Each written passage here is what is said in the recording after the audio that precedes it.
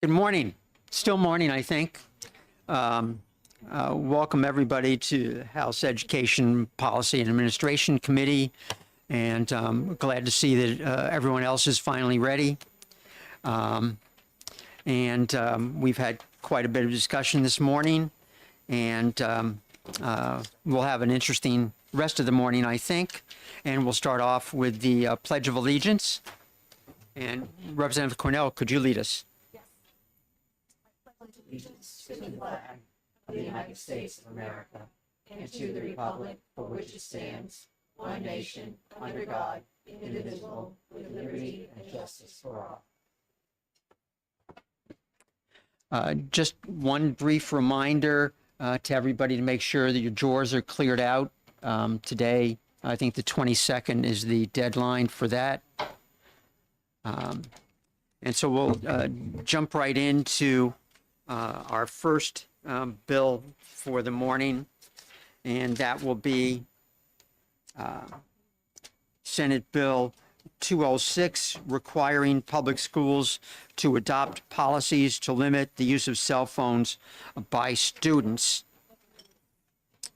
And I call on Representative Noble for a motion. Okay. Okay, Representative Litchfield, I understand you have the motion.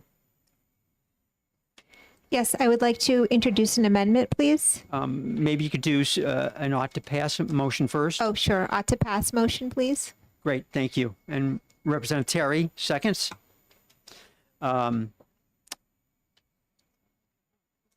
Yes, Representative Litchfield, would you like to comment on your motion?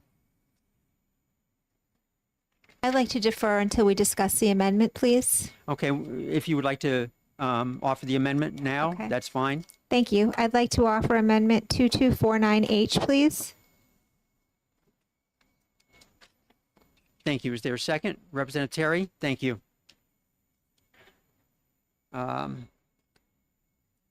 Let's open it up for discussion. Representative Litchfield, did you want to discuss your motion on the amendment? Thank you so much. So this topic is not a topic that is new to us at this point in time. We have already had a bill pass through the House on consent and through the Senate on consent regarding cell phones. We have received testimony, and we have heard that at this point, over 90% of educators feel students' mental health is a serious issue at their school, and the majority say there's been a significant increase in concerns related to student mental health in the past few years. Top contributing factors to incidents or concerns related to student mental health include social media, personal device use, and bullying. The vast majority of NEA members say that students cannot concentrate and they're acting out. They see a lack of student motivation and negative student behavior both toward peers and educators. They're also seeing cyberbullying and underdeveloped social skills. Educators who work in schools that allow personal device use find it very disruptive.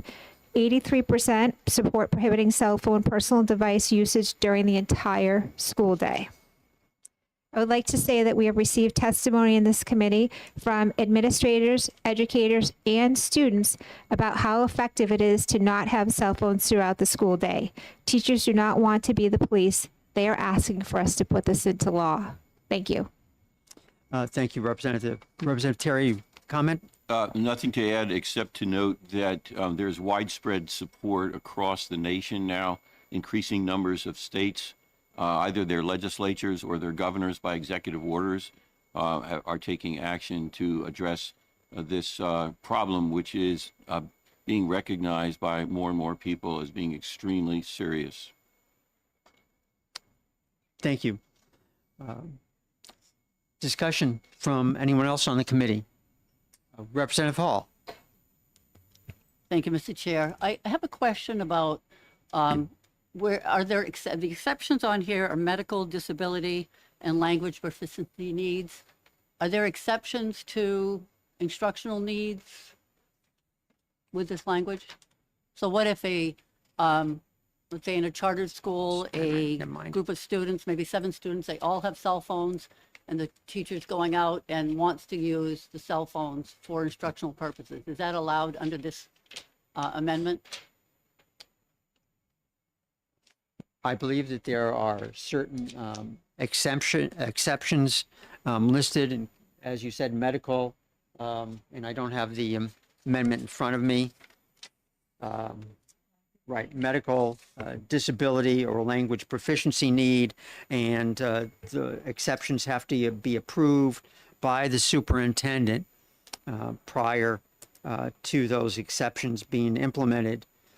So I don't think in this amendment there is anything about instructional needs. That's not to say that there could not be a further amendment, and I know that we have had some discussion about a further amendment that would add the exception of instructional-led instruction. Teacher, excuse me. What did I say? Oh, yes, teacher-led instruction. Thank you. Yes, Representative Murray. Thank you, Mr. Chair. One additional concern that I do have just in general, and I would leave it for the body to consider, is with regarding the words personal communication device, in the event that is line 12, in the event that there are not one-to-one school issued laptops and there are bring your own device needs for learners. Bring your own device necessities for classrooms that don't have enough laptops to go around throughout the state. I just would challenge the body to think about that a little bit, because I do wonder if the words all personal communication devices would somehow limit the desire to bring laptops in for an academic use during the day, or do you believe that the district has the flexibility in allowing those to come in?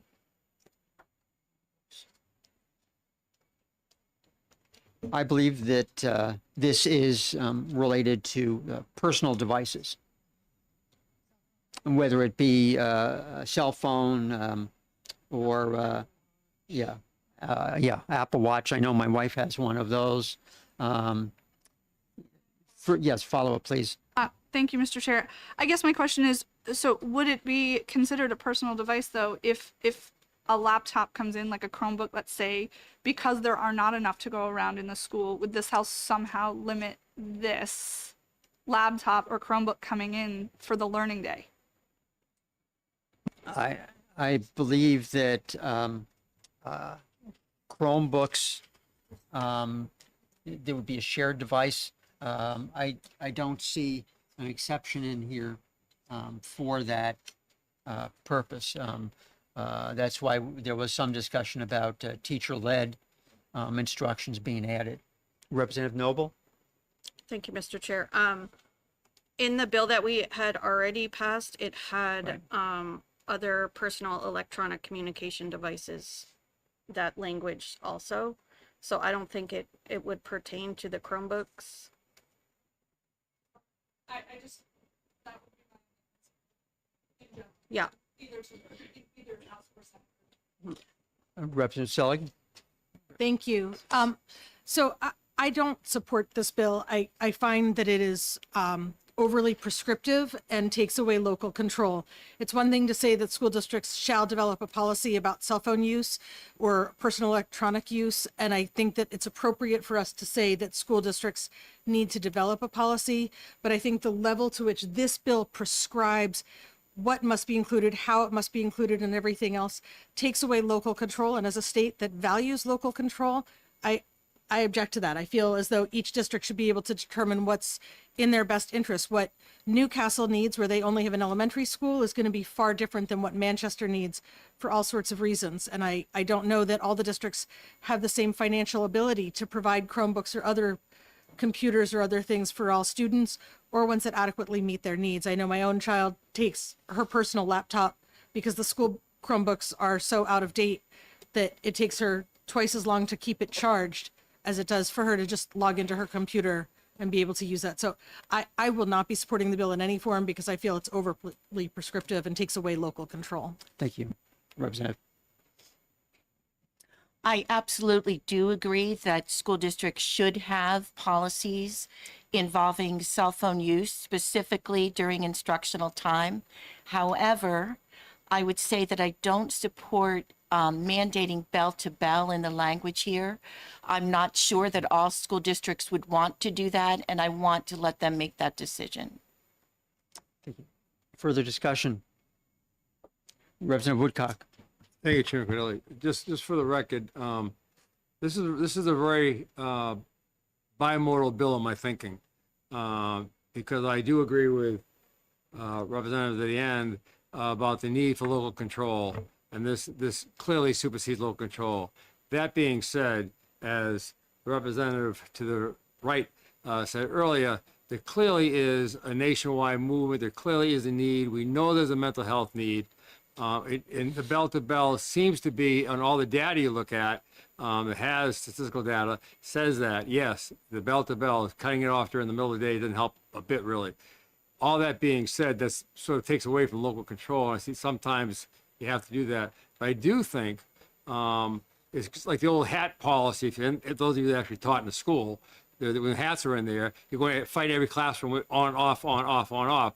Sometimes the school board and the teachers want you to do this it helps them. So they have to fight that battle from that perspective. But I do think Representative Hall made a hell of a nice comment that not having teacher-led or instructional opportunities, they're going to be schools, particularly small class schools, we're not talking 504, we're not talking about IEP, we're talking about particularly charter schools that happen to have more ability usually when they go out, or a photography class, for instance, or a science class doing flora fauna. I think there's certain groups that if you have that option in the policy to allow the school board to have instructional led, that's different from the intent of just banning cell phones. So I think that little caveat would be terrific to make this policy actually viable and reasonable on a really bipartisan way.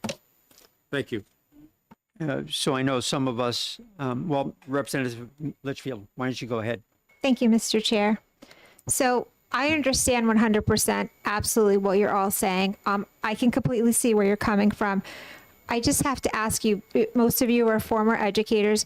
We had people sit right here that were former educators. We had a current superintendent. We even had a student. And they were just begging us to come in and make a law up here in Concord saying no more cell phones. I also want to say that when we're talking about students having their own devices, I do have concerns about the haves and the have-nots. Not every family can afford a fancy computer or a fancy device. So how would we handle that situation in general? Thank you. Representative Hall. Thank you, Mr. Chair. If I could answer that question. If every student didn't have a device, I would think the superintendent would say, no, you can't have that activity. You can't use those devices. So I think when you ask the superintendent, the example I gave in a charter school would be everyone had a phone, because I am as sensitive to the haves and have-nots as anyone in this room, I think. So that's what I would say. Thank you. Yes, Representative Freeman. Thank you, Mr. Chair. I just want to point out something that Representative Litchfield was touching on. Teachers and superintendents have come to us because whatever policy they've put into effect has been ineffective. And they came to us asking us for assistance on developing legislation that would take the burden off of them with this constant battle administratively and on the front lines for teachers to mitigate the damages that we see occurring in schools with all of this cell phone usage. I have to say, being a former Manchester School Board member, I do remember once we did an audit on how many times a personal cell phone was able to ding a pornography site while they were in school. In an average of 6 months, they came up with 90,000 hits. The teachers, the administrators, the parents, and the students are asking us for this. If this is not, don't let the enemy of good be perfect. This may not be the thing everybody wants, but it is definitely a springboard to get what we need in order to ensure that these kids and the teachers are safe in their schools. Thank you. Representative Murray. Thank you, Mr. Chair. And I think that's precisely, thank you for making your point. I do agree that there is something that needs to be addressed here with regard to cell phone usage. And to your point, Representative Litchfield, I agree between the haves and the have-nots, and to that end, I wish that schools were funded in such a way that every child had access to a student-issued laptop. But that is not the case throughout New Hampshire. There are circumstances in which bring your own device is happening due to a lack of resources and funds. So I do think we need to have a reasonable solution here to ensure that during the instructional time, we have the flexibility of allowing, I do worry to some degree that the word personal communication device catches a broader net of things than just the cell phones or the watches or whatever we're talking about. So I appreciate that. Representative Selig? Thank you. I would just say I meant to say this before. First of all, we clearly have a mental health crisis in our schools, and I would be remiss if I didn't talk about that. It was a crisis 25 years ago when I was in the classroom as well. I think our first focus on that is making sure we're adequately funding schools and providing resources so more counselors and therapists can be provided and available to students. I think the other thing we need to recognize, though, is that each district is going to have different needs, right? So again, if we're not funding our schools adequately and sufficiently, and the state has deemed that we are not at the court level repeatedly, then school districts cannot necessarily afford to provide school-based computers and internet for every student. Do I wish that my child didn't need to take her computer to school? 100%. I wish I didn't have to buy it for her. But she had different needs than some of the other kids in her school and had specific needs, and we were able to do that. Would I like to be able to give every child in my district the same level? Absolutely. I can't personally do that. So until the state is willing to step up on its fiscal responsibility to take care of this, I think we need to make sure that we're leaving local control to local districts and letting districts make a decision. It's one thing to say we need cell phone policies, but I really believe each district should be able to create the policy that best suits that district and their needs. I would just add, I think that I see the state, well, at least this committee, stepping up to its responsibilities with this legislation, based on the studies that we've seen and what goes on with cell phones. We've talked about bullying on a number of occasions this year, and we'll be again on the 27th talking about bullying, and cell phones have been identified and as a means for that bullying to take place in schools.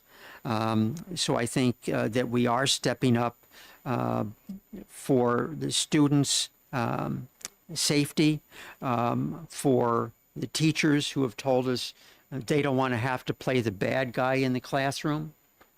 So I think we in this committee can step up to our responsibilities today. Representative, Terry. Thank you. Just a piece of anecdotal evidence here with respect to the change, looking at this being bell to bell. After having attended my older grandson's tennis match yesterday in Franklin, Massachusetts, and over dinner, the subject of cell phones came up, and my younger grandson participated in the discussion.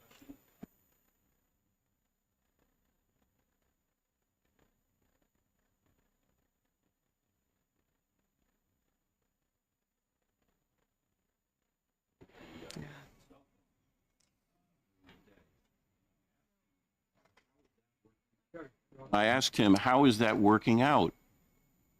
And he looked at me and gave me the Cheshire Cat smile. That was his response. Now, I know things have changed a lot since I was in school, where we were always 100% compliant with rules, but apparently at some point over the years, students have figured out a way to be sneaky. Thanks.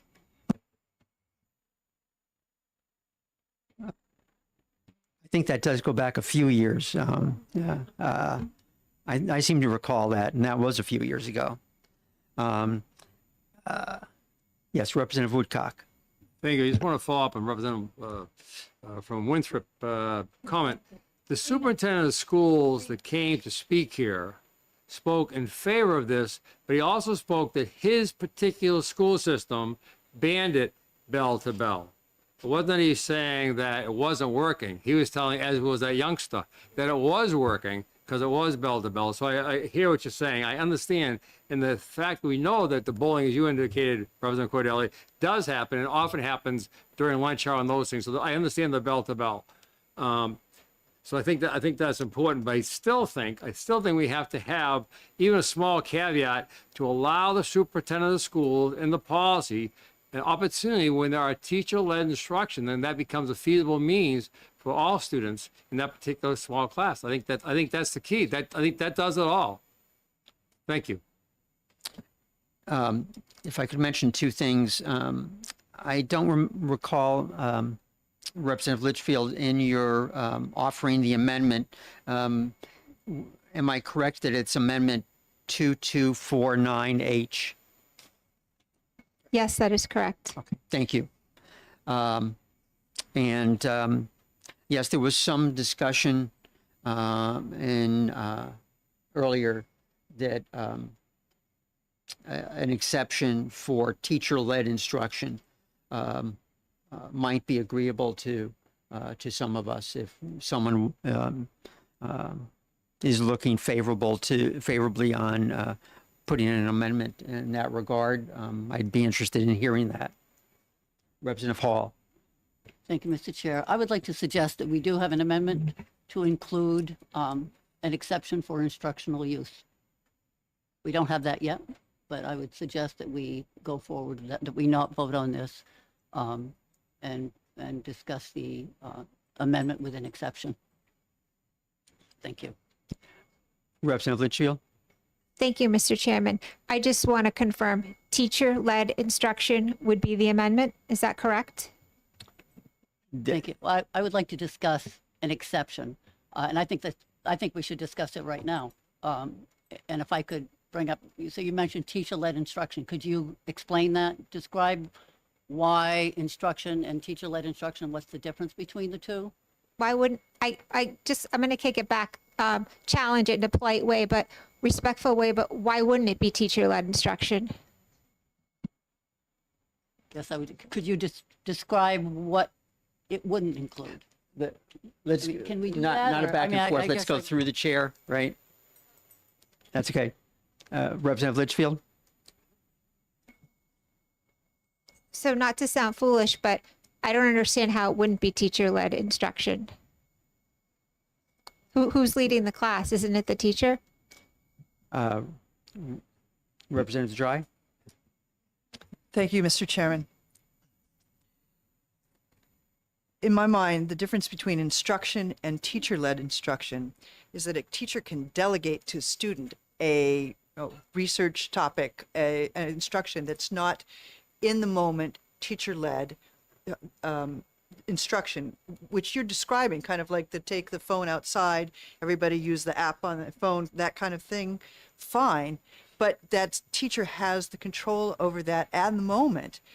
We talked about, using it for other means while you're doing this. This would, I think, narrow it down, and it's going to be at the discretion of the teacher. Representative Murray. Thank you, Mr. Chair. So I do want to clarify, and if I may ask the question of the chair. So there are different types of teaching methodology. One is direct instruction, and you talked about student-led Socratic seminar, perhaps, or something like that.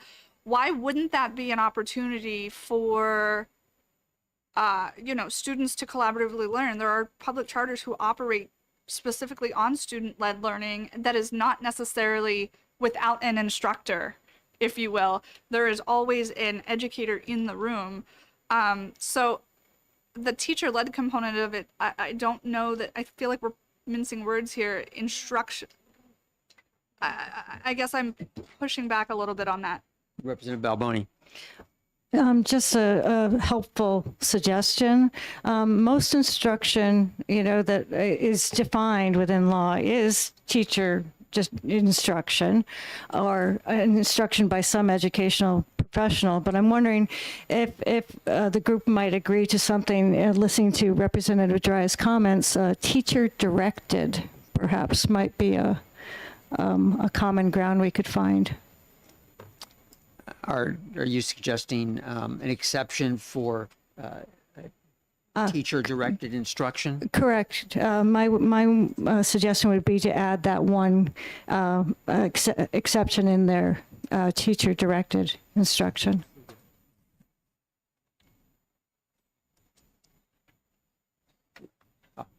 Representative Pettinell, welcome back. It's good to be back. Thank you. I just have a question about the phones in particular. If we're concerned that some students might not have laptops, or some students' laptops might be faster because their parents can buy them, so therefore the laptops are faster than the school-provided Chromebooks, are we creating a wedge between the haves and the have-nots by adding in teacher-led cell phone use? Because I would assume that not every student has a cell phone. Some students may have to suffer with a flip phone. Since it's not a required academic tool, how do you have teacher-led instruction with cell phones?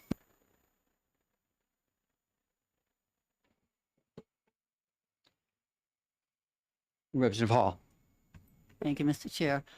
Mike, I think the language here is that the superintendent approves of exceptions. So I think if you had a classroom, and if I went to my superintendent and said, I would like to use cell phones, I would think the first question he would ask is, does every kid have a cell phone? You know what I mean? So this is asking the superintendent for permit. It says here the superintendent will allow exceptions for medical. So if you throw in academic, I mean, they still have to go to the superintendent, because I have a concern with one teacher against the next. I don't want the teacher next door to me to use and say, oh, it's okay, and if you all don't have a phone. But it really is about getting permission from the superintendent. That's the way I read it.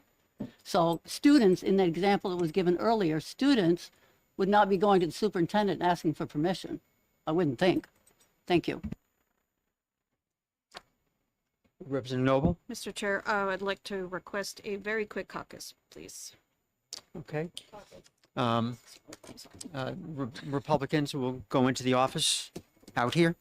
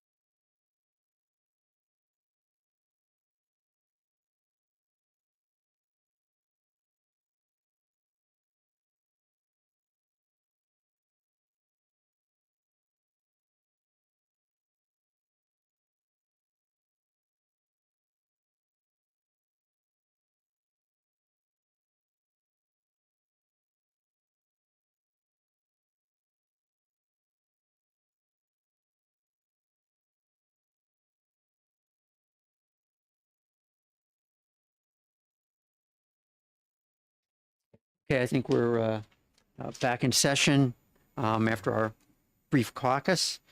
And let me just say that I think that we've had discussion, and I think that any exception for instruction, teacher-led instruction, teacher-directed instruction is going to open up additional problems with a couple of things, including access to the cell phones. If we're saying students should not have access to the cell phones during the day, then opening up this exception is going to present additional problems, as well as other issues, I think, with access. And so we do have an amendment, 2249H, on the floor, and looking for any additional discussion on this amendment. Representative Cornell.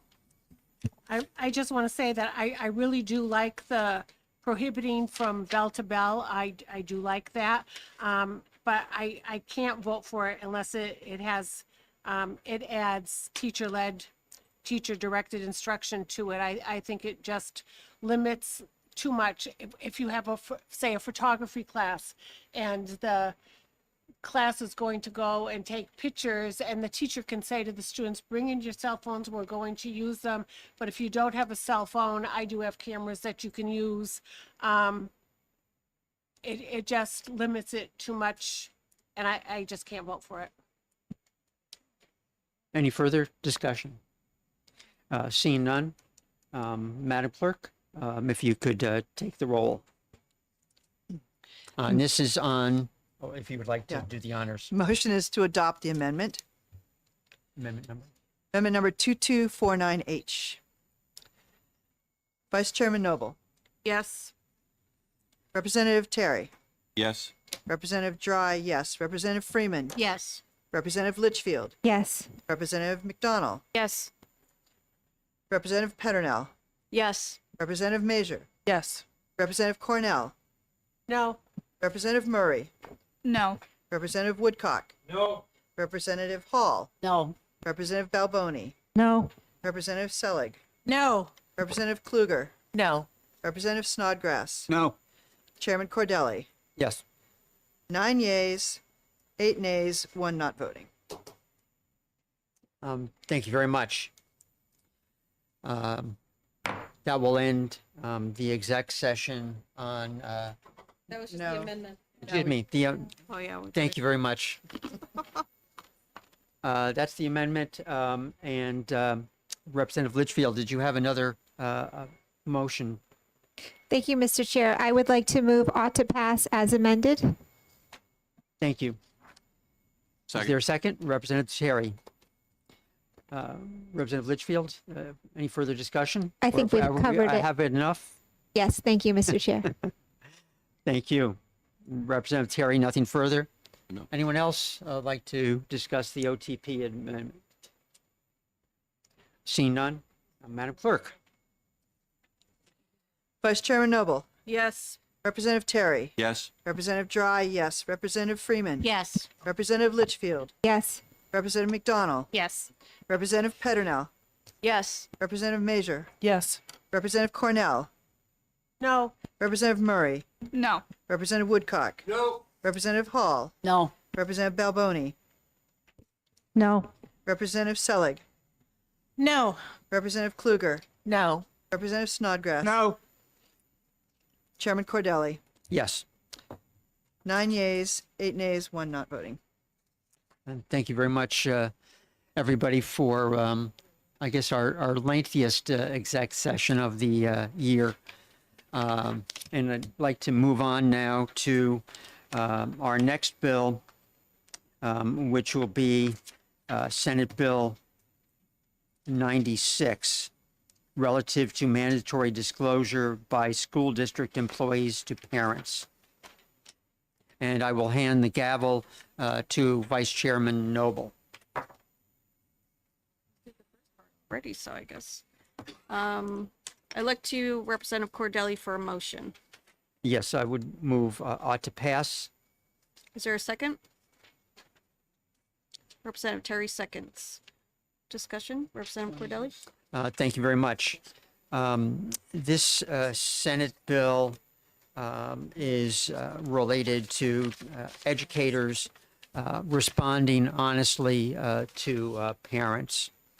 I think that it is basically a good bill, but I did have reservations about one section, and I, Madam Chair, would like to offer an amendment.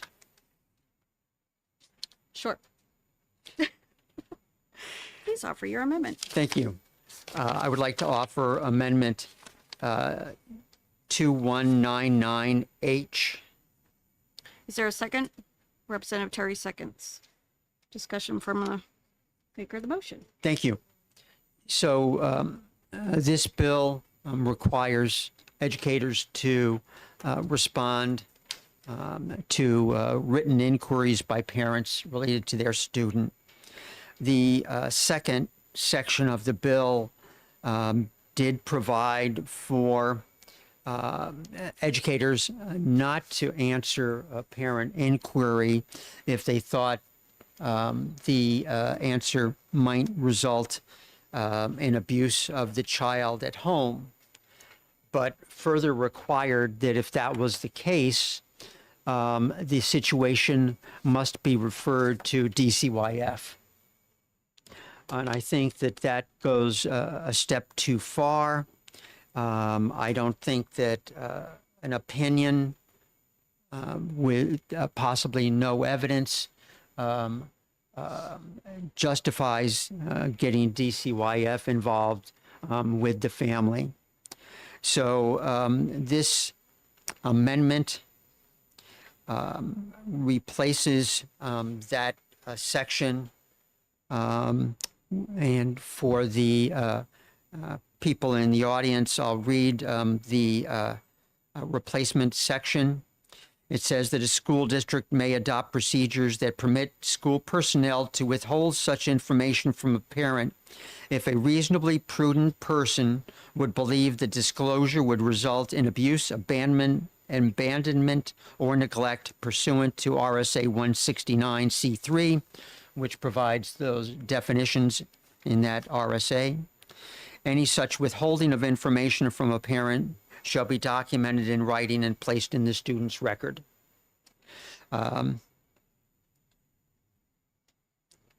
So I think that this does provide teachers with the option, if they feel necessary, of not directly answering an inquiry from a parent, but there has to be reasonable assurance on the part of the educator that the disclosure might result in problems at home.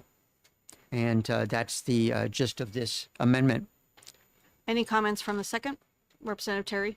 Yes, just to say that I appreciate the language and the sentence beginning on line 11, the last sentence in the paragraph and ending on line 12, that if there was ever any question on the part of a parent as to whether or not, in fact, the decision was documented under existing state law, the parent has the right to make that inquiry with respect to the contents of the student's records. I'm sure that would be a rare, if ever, occasion, but it's there just as a safeguard. Thank you. Representative Cordelli? Thank you. I would just like to add that this language, except for that last sentence that the representative was referring to, about a reasonably prudent person, that language was taken from an existing RSA that was passed and signed into law last year, that is in relation to school board policies that cannot instruct educators not to answer to parent inquiries. So that is the same law, same language that's in current law. Representative Woodcock? Thank you, Madam Chair. Representative Cordelli, could you explain to me, please, on the end of line 12, what specific student record you're talking about? I believe that each student in the school has a student record, a file of student information. I'm not familiar with any more than one, but we have several references to student records in statute and in federal law. So I'm not sure if you have another issue with that comment or that phrase. Representative Woodcock? Thank you. And I understand, Representative Cordelli, that if I was a teacher and I had this particular clause here, and I made as a wise and prudent person, which not obviously people would think that all the time, but if I was a wise and prudent person, I said I don't want it. I think this could be detrimental to the youngster when they go home.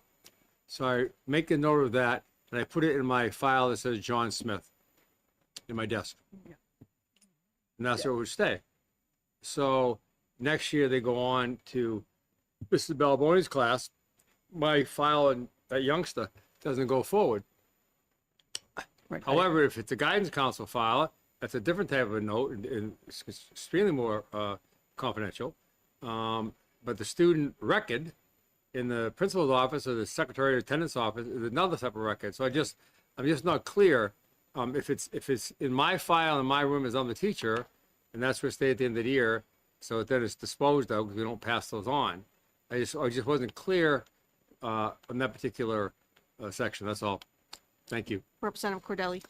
Yes, I'd say that it would not be the teacher's file, any file that the teacher had on different students.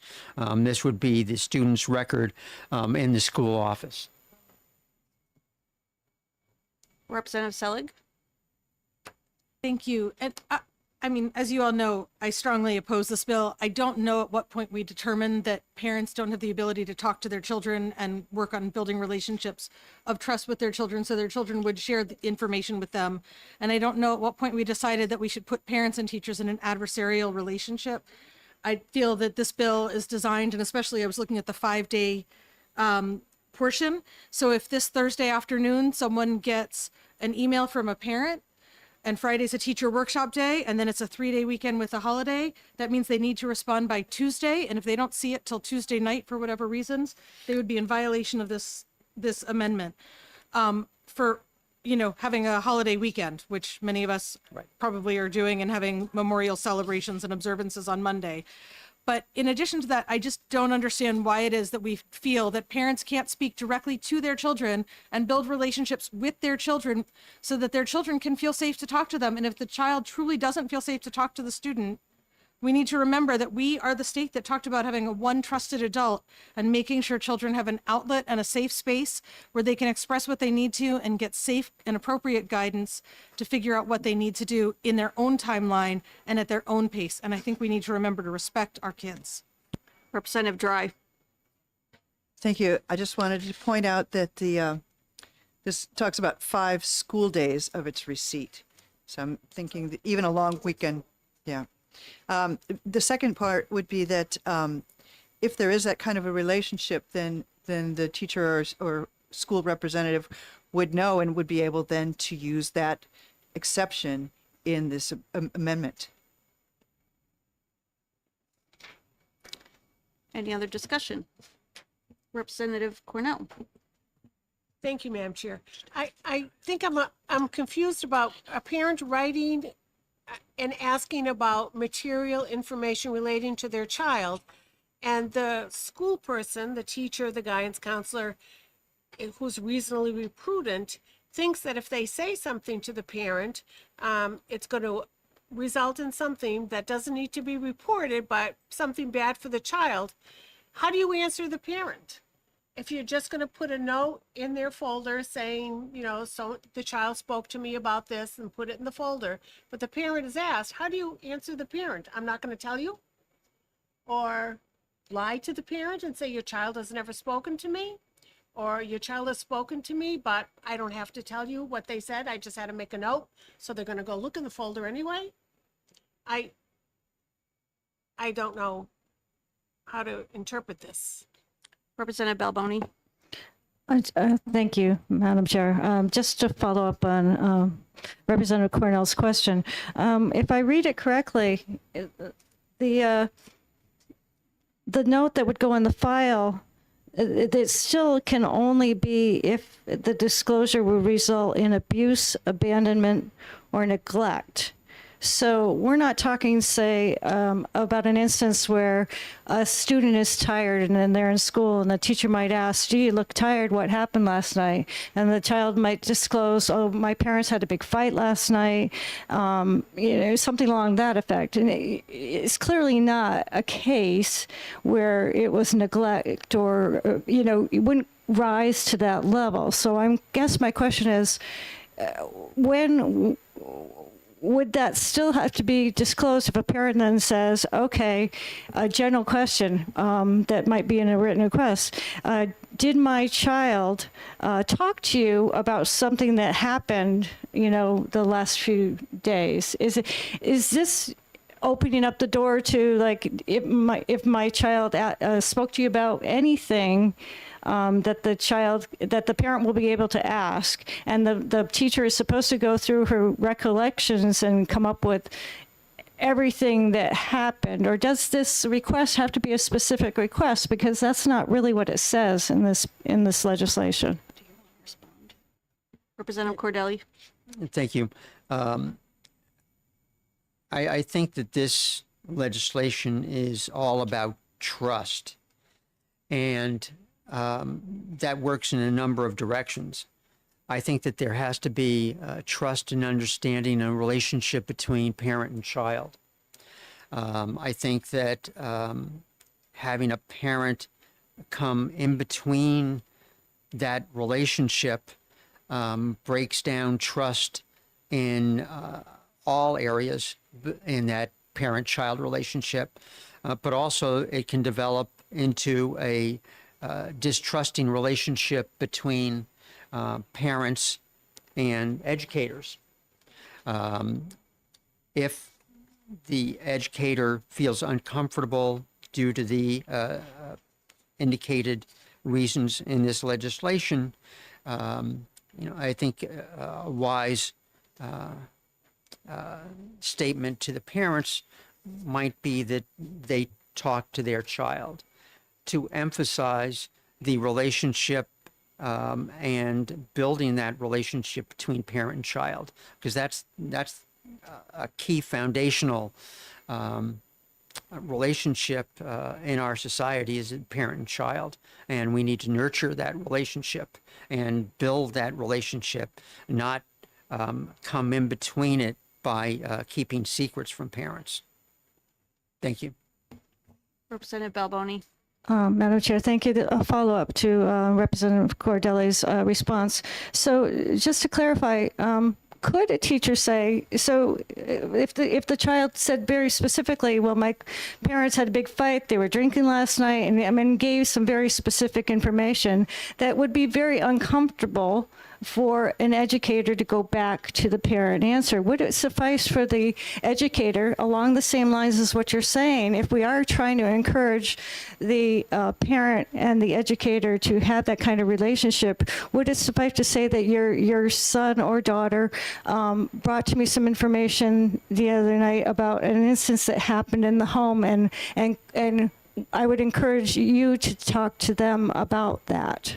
Would that satisfy the requirements of this bill? Representative Cordelli. I don't think that there's any requirement in this bill in terms of what the communication is between the teacher and the parents, other than to be truthful. That's the only requirement in this legislation. Certainly indicating that a parent should talk to their child, I think is never a bad suggestion. Representative Freeman. Thank you, Madam Vice Chair.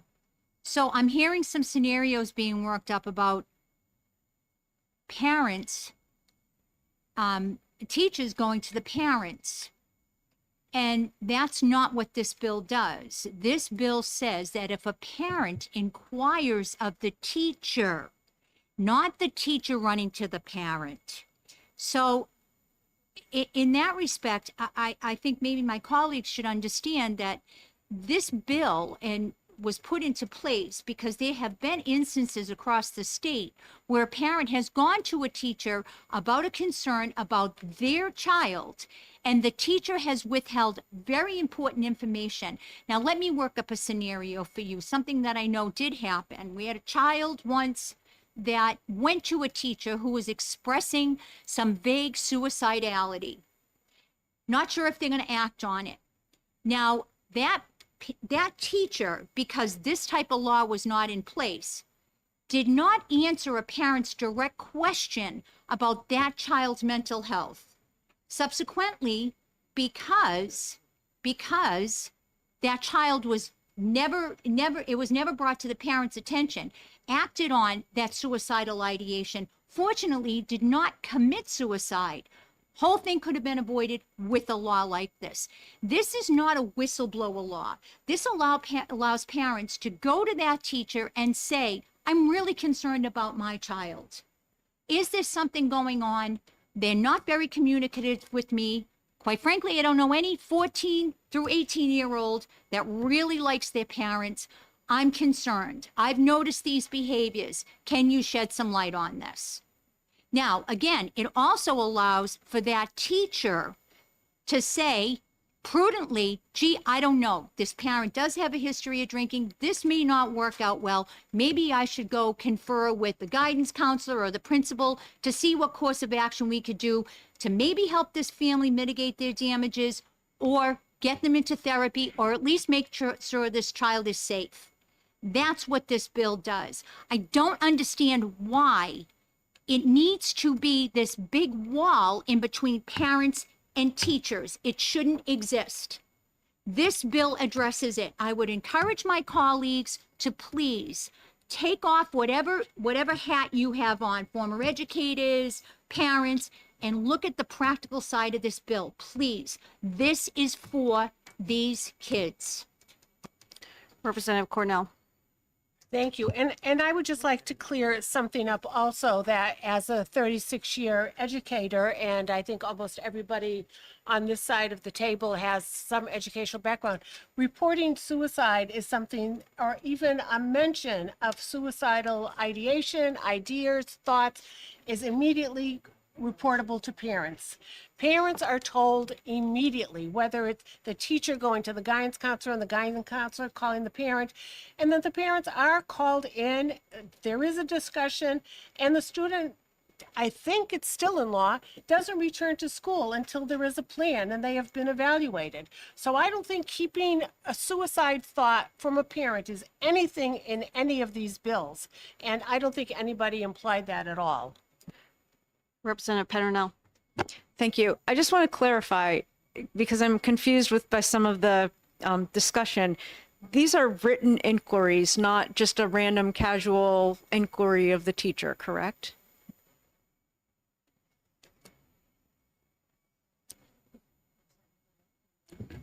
Looks correct to me. Somebody's got to answer. Representative Woodcock. Thank you, Madam Chair. I'm thinking about the words that we heard about trust, child, parents, teachers, walls. And the reality of this, if you go back to the premise of this bill, when we first started, the underlying bill and the one we had before, the House bill, similar to this, you can make all the facades you want and all the stories you want. We're forgetting about two things. One, a student's Bill of Rights. What do the students' rights have? And the reality that this bill started from LGBT coming out. That's where this bill started. That's where it started in the House when it came and passed the first time, that you wanted to out the child if they saw the teacher, because there wasn't a relation between the parents and the child. Let the school do it. Let the teacher do it. And I can go back to other people talking here before about the trust factor. The reality, if you want to get down to the underlying premise of this bill, no matter how you frost it, is just an out LGBTQ bill. It's not in the benefit, it's not in the benefit of, it's not in the benefit, Yeah, right. it's in the, Madam Chair is making the ruling, right? Yeah, let's just stick to the bill here. Thank you. It's not in the benefit of the child. Students' needs. This is not in the benefit of the student. Thank you. I think we're gonna go to the vote here. We have a time constraint, and I think we have discussed this. One more. Representative Balboni. I just want to just a very quick point in that we do have a program in the schools, One Trusted Adult, where students are encouraged if they are dealing with a problem that they need somebody to talk to, that they are encouraged to go to an educator within the schools right now to discuss that. And part of that program is pretty much what you tell me will stay here. And I think that that was an important program that was put into effect in a reaction to student mental health needs, and we do need to consider that when we vote. Thank you. Madam Clerk, I believe we have an OTP motion on the amendment. Chairman Noble, Yes. Representative Terry. Yes. Representative Dry, yes. Representative Freeman. Yes. Representative Litchfield. Yes. Representative McDonald. Yes. Representative Peternell. Yes. Representative Mazur. Yes. Representative Cornell. No. Representative Murray. No. Representative Woodcock. Absolutely not. Representative Hall. No. Representative Balboni. No. Representative Selig. Absolutely not. Representative Kluger. No. Representative Snodgrass. No? And Chairman Cordelli. Yes. 9 yeas, 8 nays, 1 not voting. Representative Cordelli, do you have another motion? Yes, thank you, Madam Chair. I would like to move ought to pass with amendment 2199H. Is there a second? Representative Terry seconds. Any more discussion? Not from me, thank you. Madam Clerk? Motion is ought to pass with amendment.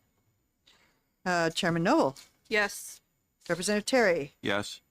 Representative Dry, yes. Representative Freeman. Yes. Representative Litchfield. Yes. Representative McDonald. Yes. Representative Peternell. Yes. Representative Mazur. Yes. Representative Cornell. No. Representative Murray. Representative Woodcock. Absolutely not. Representative Hall. No. Representative Balboni. No. Representative Selig. No. Representative Kluger. No. Representative Snodgrass. No. Chairman Cordelli. Yes. 9 yeas, 8 nays, 1 not voting. That concludes the executive session on SB 96. Thank you, Madam Vice Chair.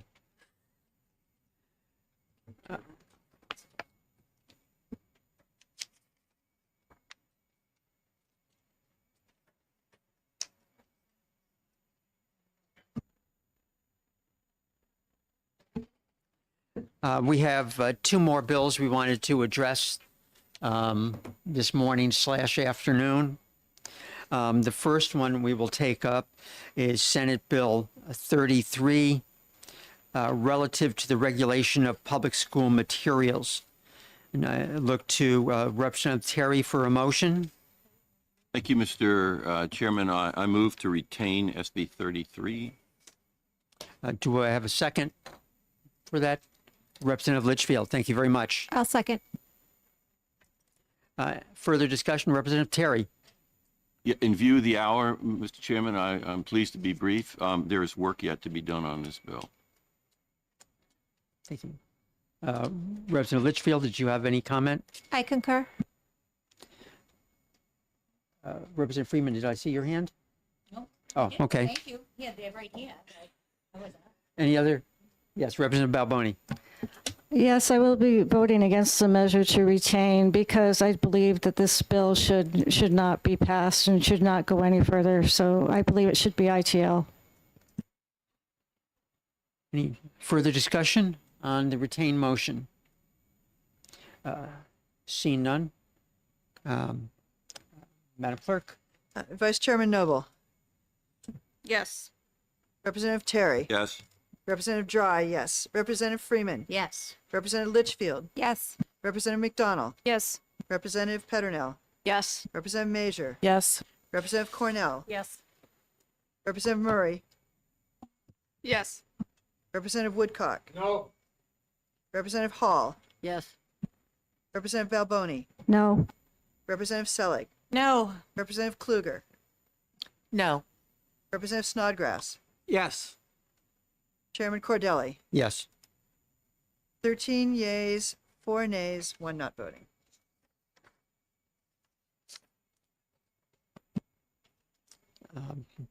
Thank you. Is there going to be a minority? Oh, no, excuse me. It's a retained motion. Sorry. Yeah, anyone want to write a report anyway? Okay, we have one more bill to address, and that is Senate Bill 211 relative to biological sex in student athletics. Representative Freeman. Thank you, Mr. Chair. I'd like to make a motion to retain Senate Bill 211. Representative Terry, I see your hand for a second. Discussion, Representative Freeman? In the interest of time, given that House Bill 1205 is currently in the courts, which deals with the same subject matter and context, it would be prudent for us to retain this until we can see what the court standing is. Thank you. Any further discussion? Representative Selig. I personally oppose retaining because I think we should just kill the bill, and I think the courts are going to find, as they have in other places, that these laws are unconstitutional and specifically extremely discriminatory. Further discussion? Seeing none. Madam Clerk, one more time. Vice Chairman Noble. Yes. Representative Terry. Yes. Representative Dry, yes. Representative Freeman. Yes. Representative Litchfield. Yes. Representative McDonald. Yes. Representative Peternell. Yes. Representative Major. Yes. Representative Cornell. Yes. Representative Murray. No. Representative Woodcock. No. Representative Hall. Yes. Representative Balboni. No. Representative Selig. Definitely not. Representative Kluger. Yes. Representative Snodgrass. No. And Chairman Cordelli. Yes. 12 yeas, 5 nays, 1 not voting. Thank you very much. That will finish our exec sessions today. I'll just mention that we will be meeting again on the 27th. And we will address the 4 remaining bills that we have to deal with. They are SB 57 in relation to a study committee to look at reducing the number of SAUs. SB 69 in relation to acceptance or rejection of gifts and donations. Next week. SB 100 in relation to the violation on the prohibition on teaching discrimination, and SB 210 relating to a study committee to look into bullying. We will be looking into those bills on Tuesday, the 27th. There will be hearings in the morning on 3 of those bills. And in the afternoon, right after lunch, we will exec all 4. Right. Right. There are 2 non-germane hearings on amendments for SB 57 and SB 69.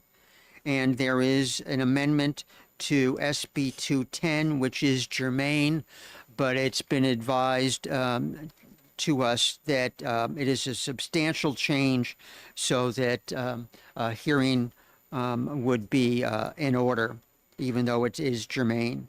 So we will have hearings on those 3 bills, and in the afternoon, exec all 4 of them.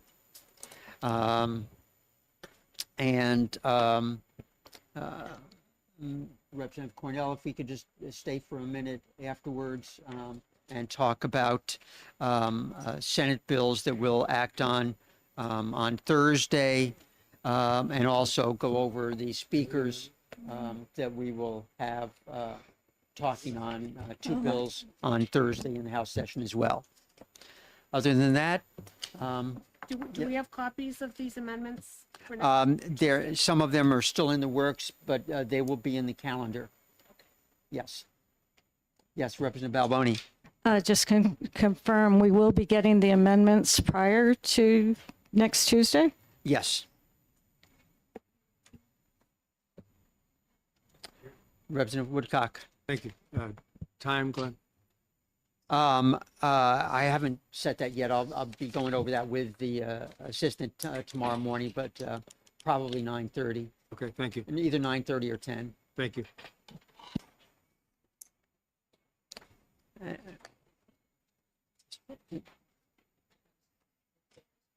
Yes. Would you like the minority report tomorrow? SB 96? Oh. SB 96. Yeah. Yeah. You, Tomorrow? yeah. It won't be for next week. Okay. But we have two minority reports, correct? Both ITL? Yeah. Representative? Okay. I'm doing Yes. So if we could get them by, let's say, Monday, Okay, that's fine. I'll Yeah. probably send it to you tomorrow. that'd be great. Okay. Yes, and I think we have, not 211, but we have minority reports for both 206 and 96.